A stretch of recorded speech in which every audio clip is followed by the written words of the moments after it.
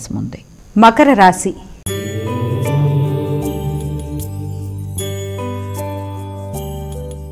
అమ్మ, మకర రాశి వారికి ఏ విధంగా ఉండబోతుంది ఈరోజు?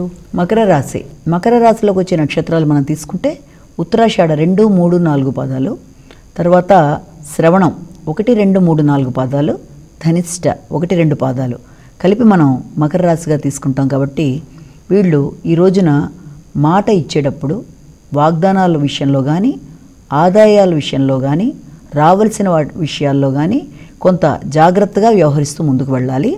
రావాల్సిన విషయాలలో ఆలస్యాలు, ఆటంకాలు ఉన్నప్పటికీ వీళ్ళు సమయస్ఫూర్తిగా వ్యవహరించి దాన్ని అధిగమిస్తారు.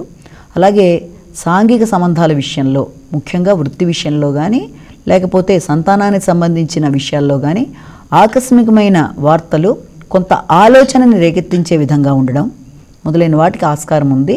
ఖర్చులు కూడా ఎక్కువగా కనబడుతున్నాయి కాబట్టి దాని ప్రకారం ప్రణాళిక వేసుకొని ముందుకు వెళ్ళడం చాలా మంచిది.